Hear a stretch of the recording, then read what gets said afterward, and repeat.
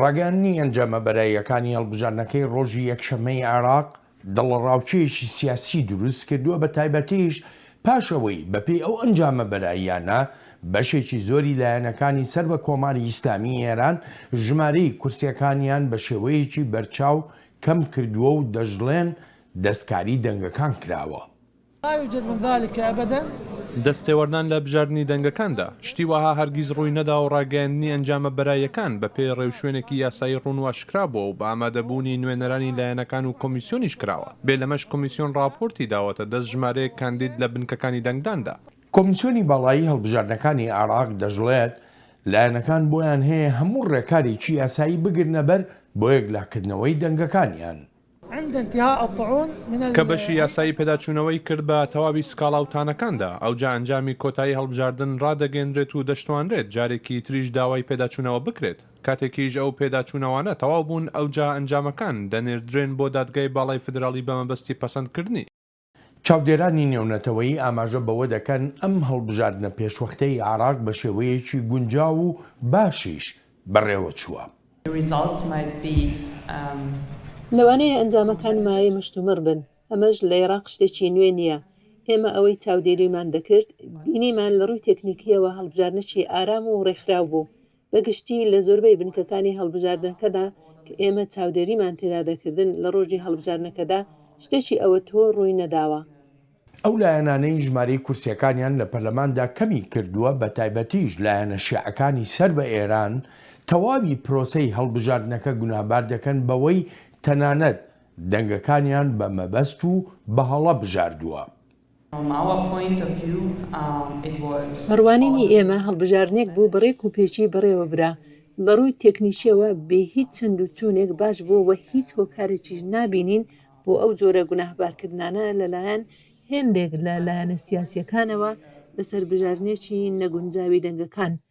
لەگەڵ ئەمەشدا سەر لە نوێ دەنگەکان دەبژێردرێنەوە. خۆشهاتنەوە بۆ چاوی واشنگتن. ئەنجامە بەرایەکانی هەڵبژاردنە پێشوەختەکەی عێراق و لێکەوتەکانی ئەم هەڵبژاردنە لە هەردوو ڕووی ناوخۆیی و دەرەوەییەوە دەکەینە تەوەری چاوی واشنگتنی ئەم هەفتەیەمان. دوو میوانمان هەن: جەبارەمین ئەندامی پێشووی پەرلەمانی سوید و هەروەها هۆگرت چەتۆ سەرۆکی تۆڕی شەمس بۆ چاودێریکردنی هەڵبژاردنەکان. کاک جەبار، کاک هۆگر، سەرەتا سوپاسان دەکەم بۆ ئامادەبوونتان. کاک جەبار، لای تۆ دەست پێ دەکەم. ئەمەوێ بزانم ئەو سکاڵە و گازەندایانەی کە لەم هەڵبژاردنە دەکرێن لە جێی خۆی دانیاندا. لەوانەیە هەندێکی لە جێی خۆی بێ، لەوانەیە هەندێکی لە جێی خۆی نەبێ، جارێ نازانرێ، هەتاکو بەڵگەکان ئاشکرا نەکرێ.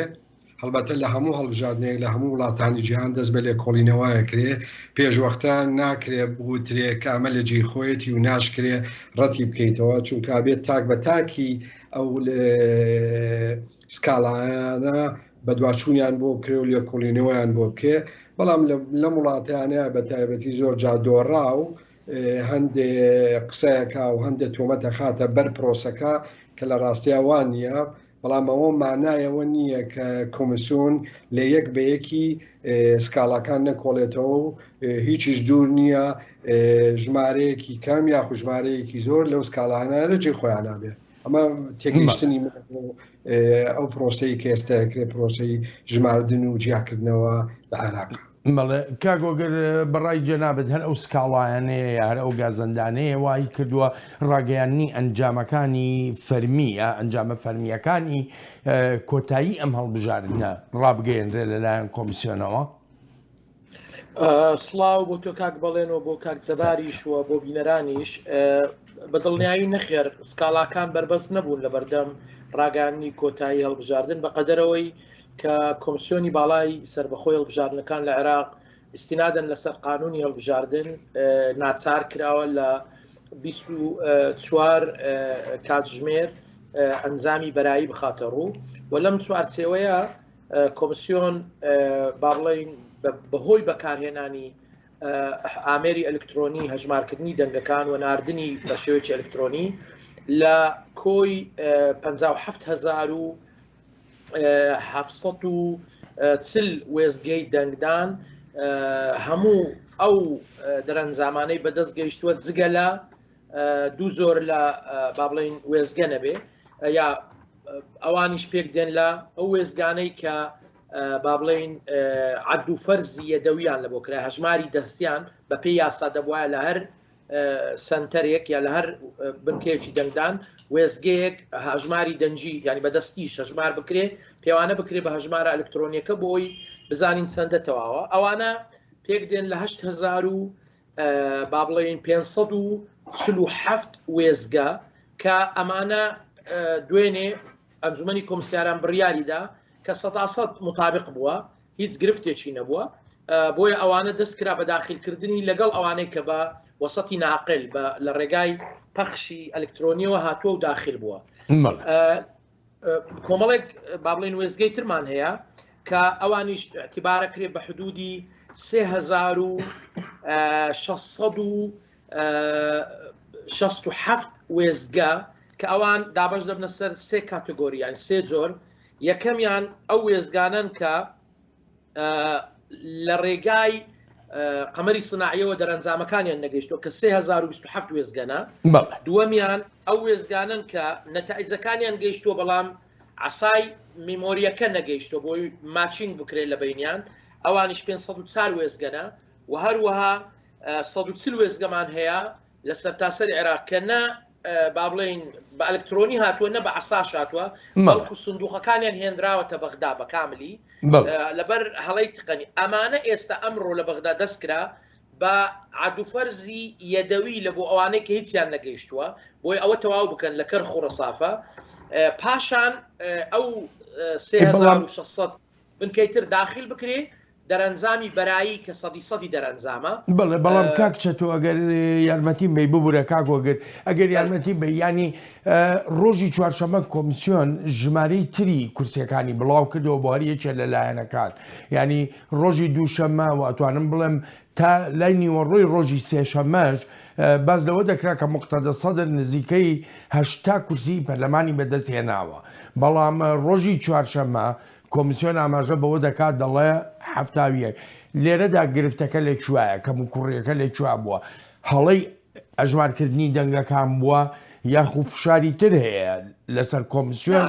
ئەو ئەنجامانە بگۆڕێ کاک بەڵێن لە ئەسڵدا کۆمیسیۆن هەرگیز ئەوەی بڵاو نەکردوێتەوە کە چێچەند مەقعدی هێناوە کۆمیسیۆن ئەوەی کردوێتی ئێستاش جەنابەت دەتوانی بچێ سایتەکەیان کۆی ئەو ژمارانەی کە داخل کراوە ئەو دەنگانەی داخل کراوە بۆ کاندیدەکان بەڕوونی لەسەر شاشە هەیە کۆمیسیۆن ئەوەی کە داخل کرابوو لە ڕێی وەسەتی ناقل هەمووی بڵاو کردوەوە حیزبەکان خۆیان مەسەلەن هاتوون ژماردویانە چێ یەکەمە چێ دووەمە چێ سێمە ئەم چەند کاندیدەیە هەتا ئێستا بە فەرمی کۆمیسیۆن لە هیچ بڵاو کراوەیەکی نەگوتوێتی کەس براوەیە نەگوتوێتی کەس دۆڕاوە ئەڵێ ئەمە ئەنجامی بەرایی دەنگە بۆیە دەبێت 100% دەنگەکان داخل بکرێت ئینجا ڕوون دەبێتەوە کە چێ براوەیە چێ براوە نیە و بڕیاری پێدەردەچی بڕیارەکەی کۆمیسیۆن دەبێتە جێگەی تانەدانی پاڵێوراوەکان بۆ نمونە هەر بۆ نمونە ئێستێمە 18 براوەمان هەیە باوادانین 18 با بڵێن کاندیدمان هەیە کە ژمارەی دەنگەکانیان لە 100 دەنگ کەمترە لە نێوان و ئێمە نزیکەی 3000 و تقریبا 50 یا 500 سندوقی دەنگدانمان هێشتا دەنگەکانیان داخل نەکراوە ئەمڕۆ دەستی پێکردووە سبەیش بەردەوام دەبی تەسەور دەکەم سبەی پاش نیوەڕۆیە شەوەکەی معلوم ببێ ئینجا دەنجی کۆنکرێت و کامل داخل لەکرێ معلوم دەبێت کە چێ براوەیە و کۆمیسیۆن ئەوە ڕدەگەینی کە لە هەر دائیرەیەک کێمە دائیرەمانەیە 3 کاندید براوە دەبێت دائیرەمانەیە 4 دائیرەمانەیە 5 بڕیار دەدات بۆ نمونە لە شاری هەولێر دائیرەی یەک کە 4 کاندیدی هەیە چەند ئەو 4 براوەیە کە دەبێت مەرجەیەکی چەند ژنگ بێ دائیرەی دوو هەروەها دائیرەی 3 دائیرەی 4 بە نەتیجە کۆمیسیۆن ئەوجە دەتوانێت ئەوە بڵێ کۆمیسیۆن ئەوەی نەوتوە بەڕاستی هێز و لایەنە سیاسیەکان هەر یەک ماکینەی ئینتیخابی خۆی هەیە دەنگەکان کۆ دەکاتەوە بەپێی ئەو شەریتانەی دەست کەوتە چکە ئەنجام ڕاگەیاندنی هەڵبژاردن لە عێراق لە وێزگەی دەنگدانەوە دەست پێ دەکات چکە شەریتی نەتایجی وێزگەکە دەدرێت حیزب هەیە ئیمکانێتی هەیە هەمووی کۆ کردوتەوە دەزانێت چەند دەنجی هەیە و چێ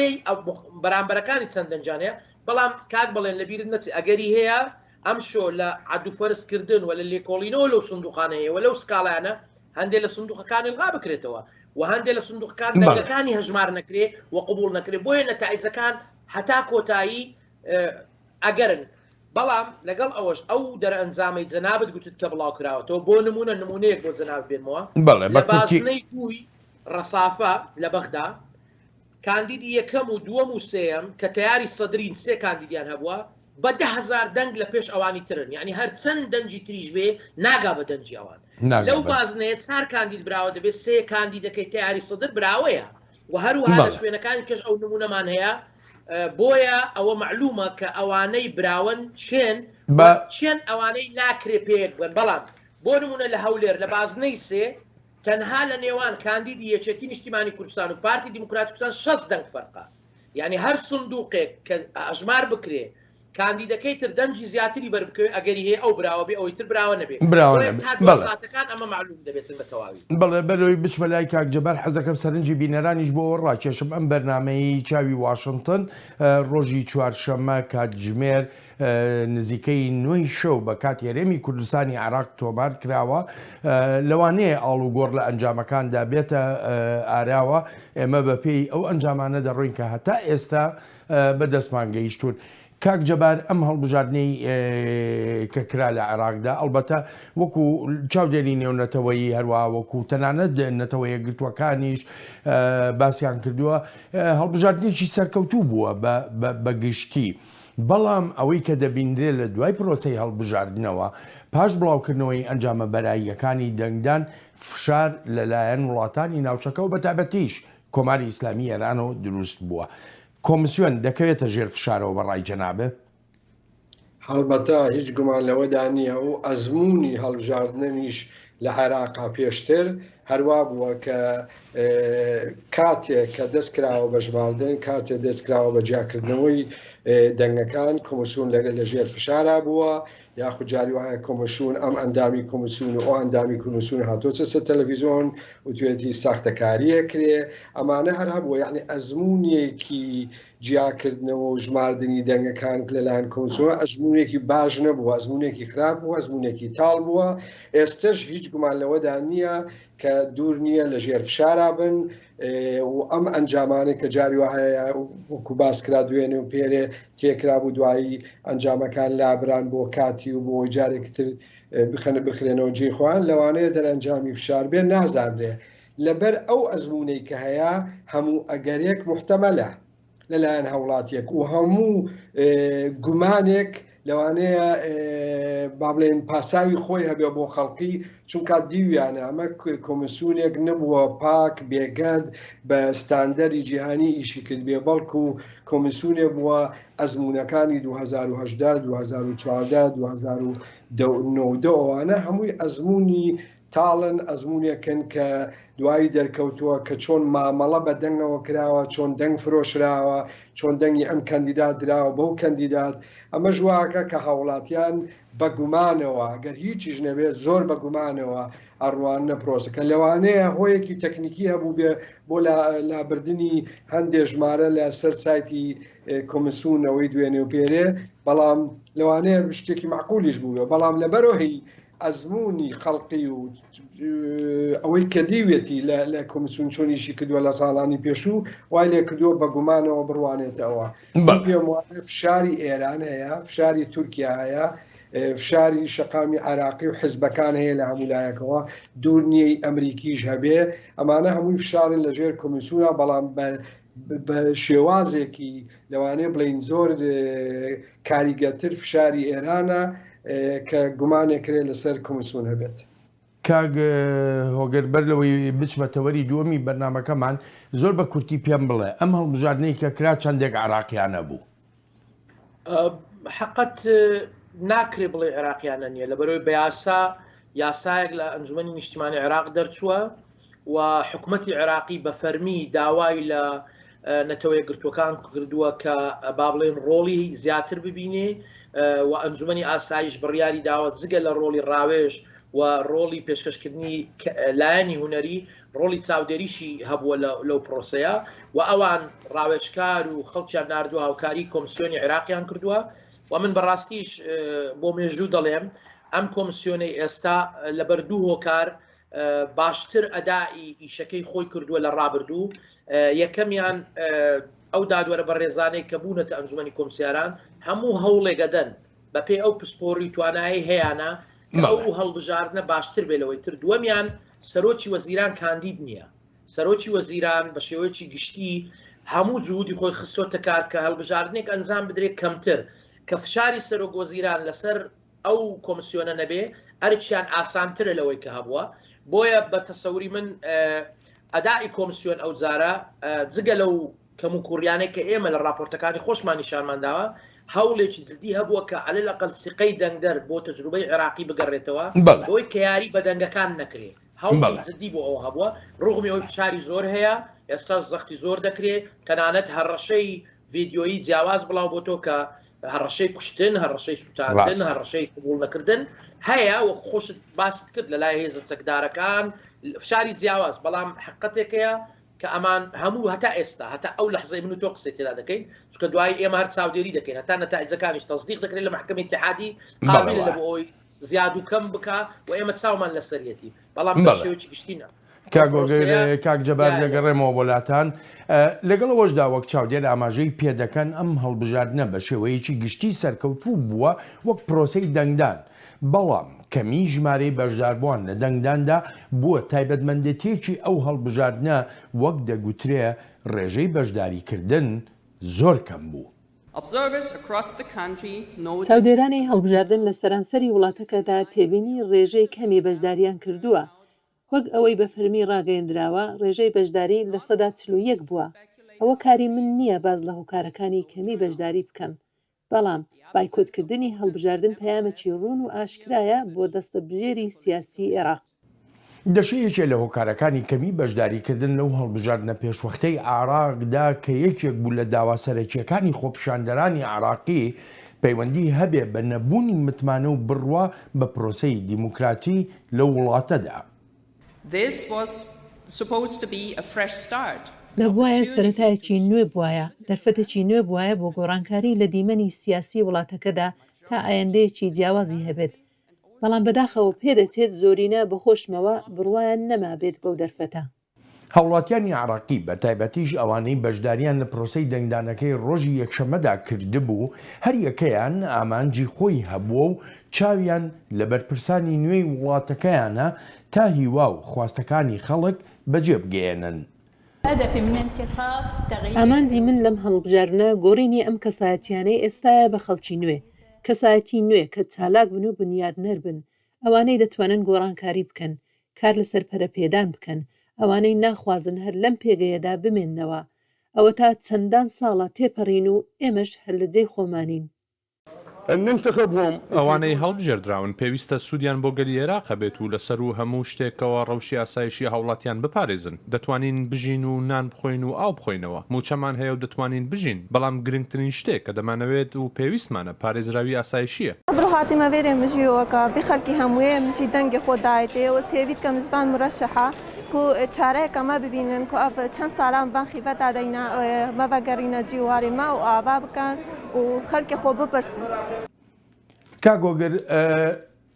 بە بچینە هەندێک تەوەری تر بە تایبەتی تەوەری بایکۆتکردنی هەڵبژاردن ئەمە چ جۆرە پەیامێک بوو کە خەڵکی ناڕازی لە عێراق لە زاخۆ بۆ فاو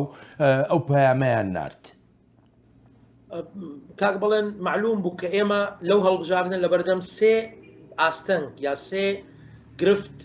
بووین کە بە تەسەوری من دوانمان تەجاوز کرد ئی سێم نەتواندرا. ئاستەنجی یەکەم چەندە قوربانی لێ دەکەوێتەوە و بارودۆخی ئەمنی بارگرش دەبێ و کێشەی گەورە دەقەومێ ئەمە بە حقەت ڕووی نەدا هەندێ ڕاستە کەسێک کوژراوە و 5 کەسیش بریندارە لە کۆی گشتی و چەندین پێکدادانی بچکۆلانە ڕوویداوە بەڵام بە شێوەیەکی گشتی لە بارودۆخی وڵاتێکی وەکو عێراق کە قاعیدەی لێبێ کە خەڵک چەکدار بێ پێشبینی خراپتر لەوە دەکرات. دووەم کۆمسیۆن چەندە توانای هەیە لە ڕووی لۆجستی و بەڕێوەبردنەوە چکە کۆمسیۆنێکی تازە یاسایەکی تازە مۆفەق دەبێت لەوەی کە ئیدارەی ئەو عملیە بدا بە شێوەیەکی ڕێژەی لەوە سەرکەوتوو بۆ هەتا ئێستا قسەمان هەتا ئێستاە. سێمیان ئەو با بڵێین عزوف یا دوورکەوتنەوەی دەنگدەر یان نسبەی کەمی بەشداری خەڵک کە بەداخەوە لەوەی مۆفەق نەبوون و ئەوە پێشبینی کراوە بوو ئەوەش جەنابەت هۆکارێکت لە تایتلەکە گوت کە خەڵک ژیانی سیاسی هیچ لە ژیانی گشتی خەڵک ناگۆڕێ بەڵکو بە بەردەوام خراپتر بووە لە خەدەمات لە ئاو لە کارەبا ئەمە یەک. دوو گرفتێکی تر کە هەیە با بڵێن بەتابەتی هێزە گەورەکان تەرویجێکی زۆریان بۆ ئەو کرد کە ڕاستە تشرین بووە ڕاستە خۆپێشاندەوە بەڵام هەمان وزوو نوێ دەبنەوە هەمان خەڵک دێنەوە تەرویج بۆ ئەوە بوو سێەم ئەگەر بەڕاستی بیڵێن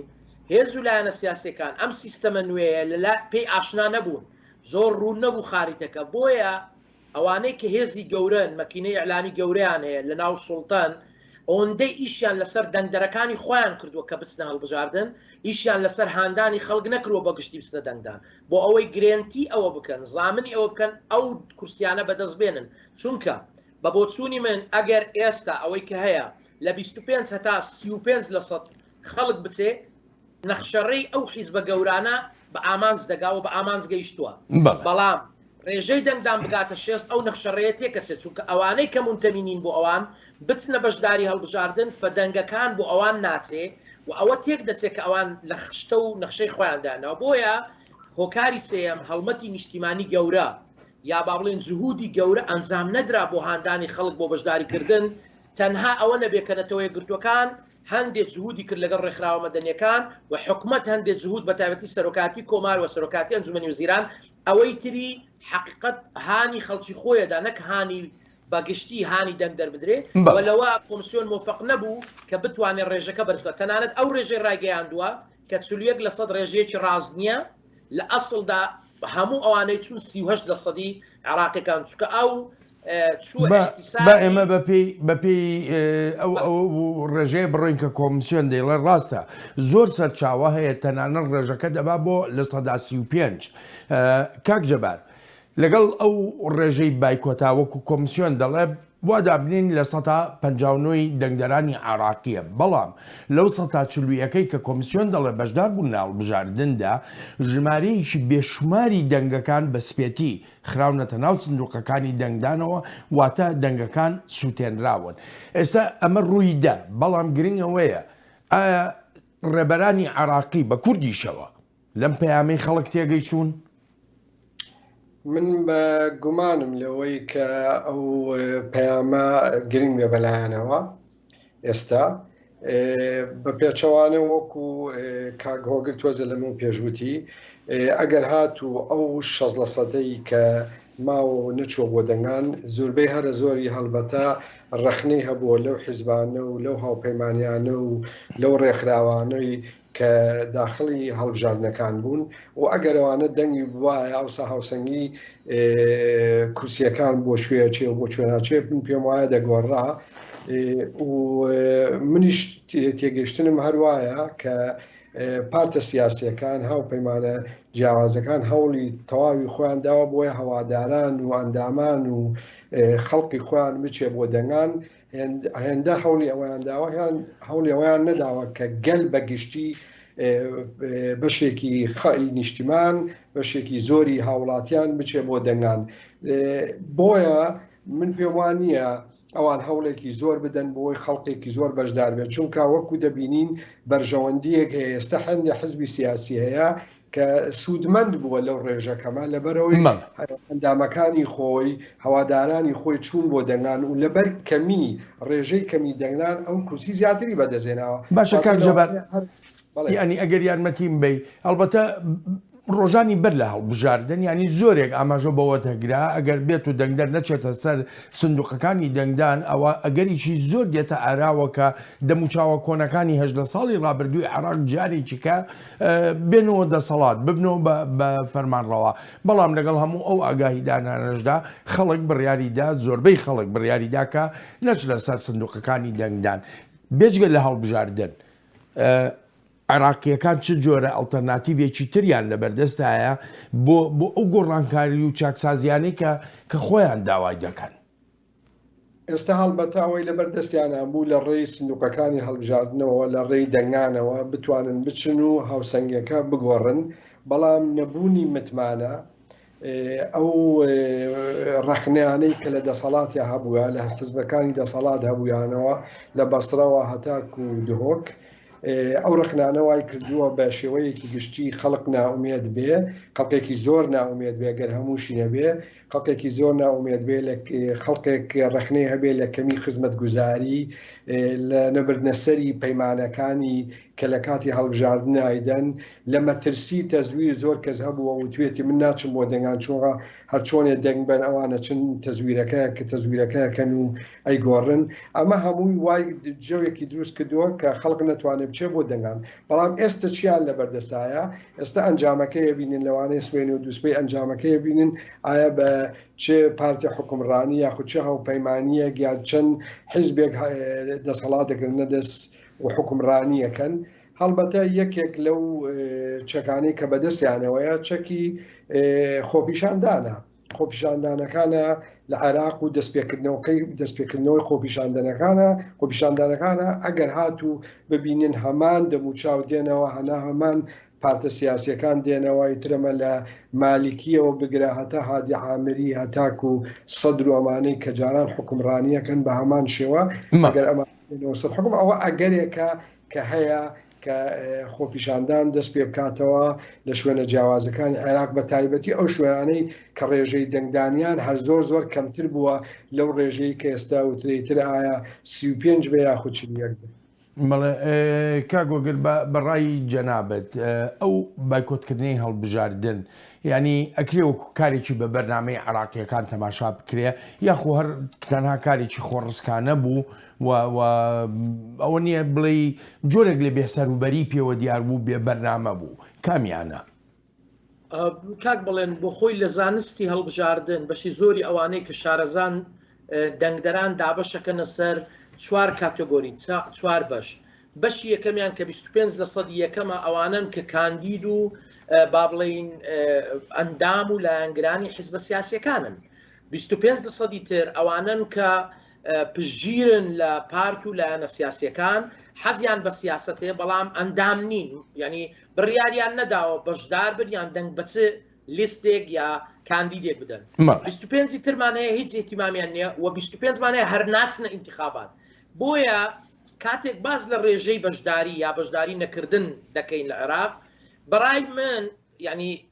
ڕای زۆر لە با بڵین ئەوەی کە لەو بوارە چاودێری دەکا و شارەزایە هەڵبژاردنەی پاک و بێگەرد گرنگترە لە هەڵبژاردنێک کە ڕێژەی بەشداری زۆر ینی لە پێشدا پاک و بێگەردی دێ چونکە سقە بە عملی سیاسی و انتخابی نەماوە اینجا هێدی ڕێژەکانیش بەرز دەبنەوە و دێنە پێش لەم چوارچێوەیە ئەوەی کە گوزەر دەکایە ئەوەی کە هەیە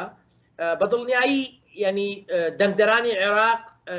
بە بۆچوونی من دابش بوون بەسەر دوو بەشێکیان ئێحتیمامی نییە و بڕیاری داوە نەچێ بەشێکیان لە بیرمان نەچێ 26 گروپی سیاسی جیاواز مقاطعی عملی انتخابی کردە چ ئەوەی بەهۆی یاساکەوە ئەو یاسای تێپەڕێنراوە چ بەوەی کە تیرۆری بەشێک لە چالاکوانەکان لە کەربەلا لە بەسڕا لە زیقار کرا ئەوانە بڕیاریاندا کە بەشداری لەو عملی سیاسیەکەن بەبێ لێپێچینەوە یعنی بەڕای بەشێک لەو گروپانەی تشرین ئەوە بوو کە لە ئەسڵدا کۆمەڵک کەسێ ئێستەقیادەی بەشداری یا لیستیان هەیە لەو هەڵبژاردنە ئەبایە دادگایی بکرن لەبەرەوەی تۆمەتبارن بە کوشتنی خەڵکی خۆپێشاندەر بۆیە بڕیاریاندا مقاطعی ئەو عملیە بکەن تەرویزیان بۆ مقاطعە کرد ئەگەر نا بە بۆچوونی من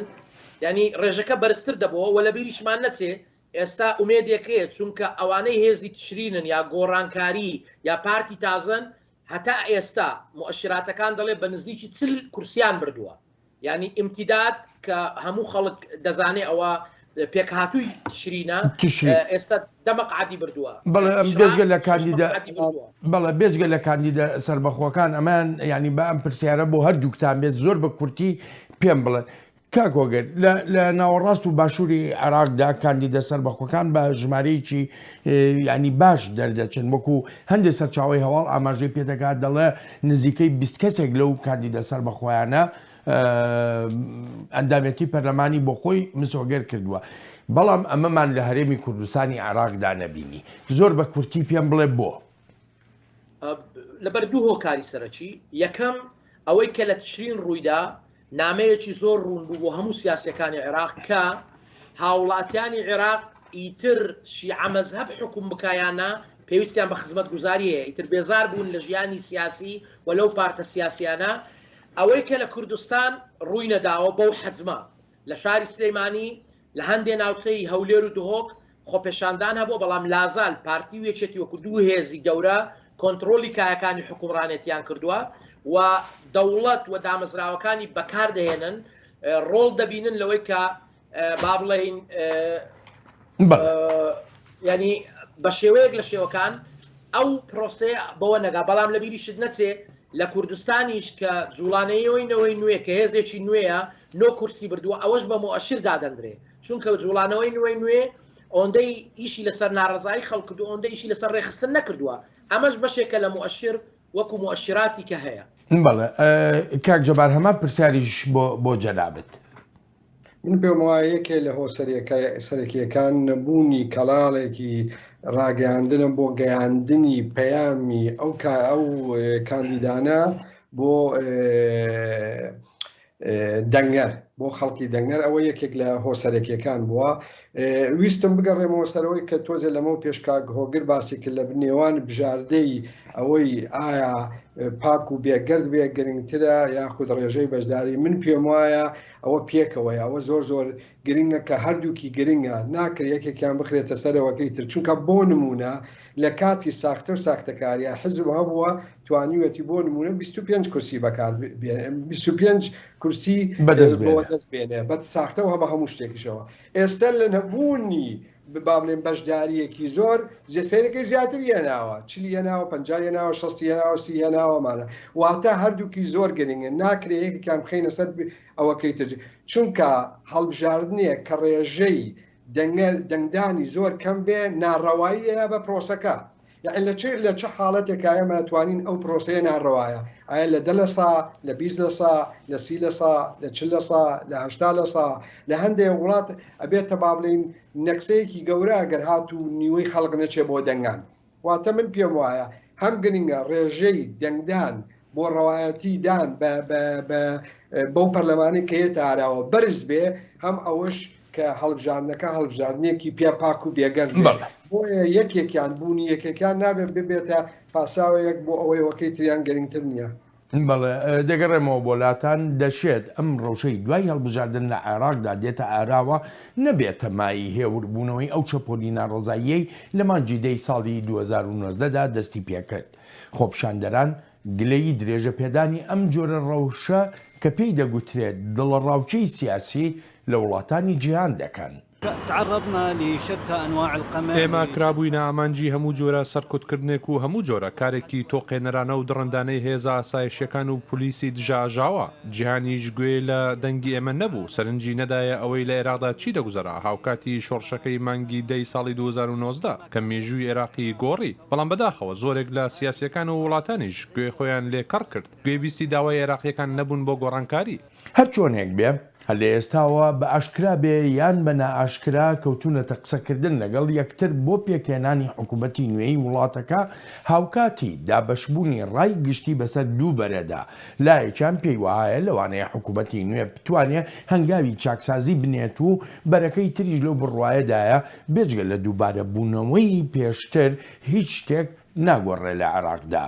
وكنا تفاؤل وكنا امل لەژبینین و هیواشمان هەیە بە حکوومەتی نوێ و پەرلەمانیش هیوادارم دان بنرێت بە خواست و داواکانی گەلی عێراقدا و هەموو شتێک بگۆڕدرێت لەم عێراقە خۆشەویستەماندا.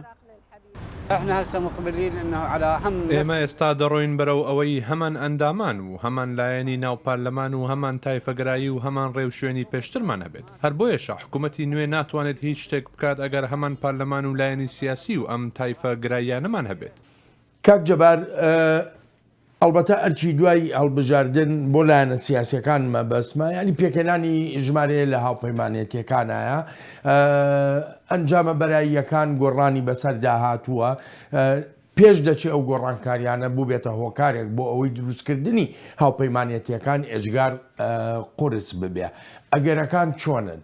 ئەم لایەنە سیاسیانەی عێراق دەتوانن هاوپەیمانێتیەکی وەها پێک بێنن کە ینی ببێتە مایی بەرهەمێنانی حکوومەتێکی تۆکمە لە عێراقدا.